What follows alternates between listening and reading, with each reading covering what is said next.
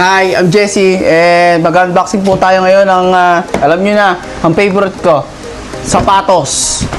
Yan. So, don't mind them. Yan, ito ang aking pinakamamahal na anak, si Gianna Amari. Gusto mo rin ba ng microphone?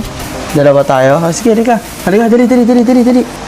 O, dalawa po kami na mag-unbox ng mga sapatos ko. So, ano sabihin mo anak, ito yung microphone. Okay. Saan tayo magsisimula? Anong gusto mo? Sasabihin ko na. Okay, kanina po, kaya po, sorry po, matagal po kami kasi pumasok pa ako. Kaya andito na ako para mag-unboxing. Wow. Anong gusto mo unahin natin? Nike na Kobe's or Puma? Nike, no? Favorite na Nike. Favorite nga Nike. So, may umpisa na po namin. Yung Nike po muna, yung una naming bubuksan. Okay? Wala ho siyang patience. Basta na lang ho niyang binuksan at talaga namang brother, Labs, ito po ang Kobe's na bago kong koleksyon. Nakuha ko sa Shopee at siya po ay naka-pound share kaya napakamura ko na.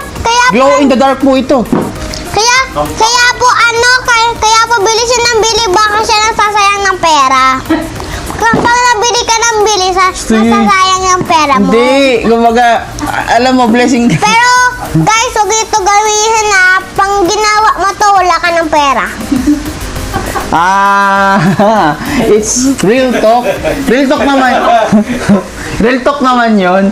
Yun nga, si Papa naman ay mahilig sa sapatos talaga. Ito lang talaga yung pinaka-mahilig. Dami-dami mo na ng sapatos mo, umorder ka pa din. Huwag na lang tayo po. So, ito po, ang Nike. Speechless po ako sa sinabi ng aking anak. Hindi ko po ina-expect na sirain niya ang aking vlog ngayon. Pero, siya po ang masusunod at wala namang ako magagawa.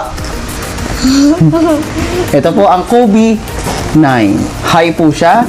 Yan. Alam niyo naman ako. Tapos medal po ako. Medal din siya, guys.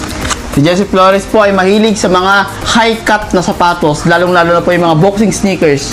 Like this one, pa-basketball inspired sa boxing. Pag gabi na po, makakakita po siya. Ganda, guys. Oh. Yung guard. Ganda. Hindi ko masabi yung materials nila. Hindi ko to i-review ng sobrang kasi hindi ko na magagawa. In-unbox ko lang siya ngayon. Okay. Sa susunod na video sa vlogs ko, makikita nyo to. So, stay tuned in, man. So, tatabi ko muna si Kobe 9s. Okay. Ano bang niya? Talaga mong lakas. Ay, pare, ang ganda. Tignan mo.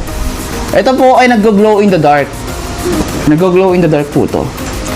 So, okay. Next Lagi nga, patay mga ilaw. Next po, ang pinakakaabangan ng lahat, ang Puma Speed Cut. Pero siya po ay boxing shoe. Siya po ay high cut. Tignan mo na. Ito. Okay. So, ito na po yung Speed Cut. Okay, babuksan na lang. Bubuksan na po ni Amari. Ayun na po.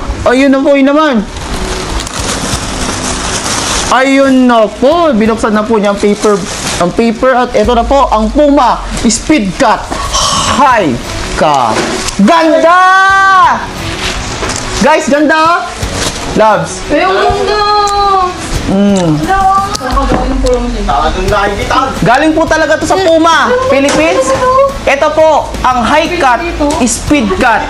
Meron po nitong red colorway, pero ang gusto ko po ay black. Baka ito Gusto po mo black? Bilhan mo si mama ng pink. Ay, purple. merong red, kaso sa mama mo yung ayaw daw niya pangit daw Hindi rin niya trip, pero nakita niya ang personal, ganda Oh. Hindi naman yung katulad nito. This is beautiful, man. So ito po yung comparison nila ng aking isang kanina. Ito po yung Kobe 9 na high elite pang basketball shoes. Ito naman po ang Puma Speed Cut. Siyempre for active wears din, and siya po ay pwede mong gamitin for boxing. Kasi for boxing po talaga yung silhouette niya. Alright! Walan. Joke lang, di pa. Ibang klase po ang pagkaka-sneakerhead ko kasi mostly basketball shoes tayo. Yung iba naman mga skateboarding shoes like Vans, Converse. Pero ako po mahilig po ako sa mga boxing sneakers. So yung mga high cut. Ako naman, nahilig ako sa scooter kasi di ako marunong bike. Sus, ang galing naman ng baby ko. So again, I'm Jesse Flores and this is my human side. And salamat sa panonood niyo sa vlog na ito. At abangan nyo yung mga susunod ko pang uploads dahil talaga namang Yes. So yun, thank you sa lahat ng nanood. Bye-bye Jesse and bye-bye Gianna. Kiss Papa. Ay, gusto Ayun. Kung awalan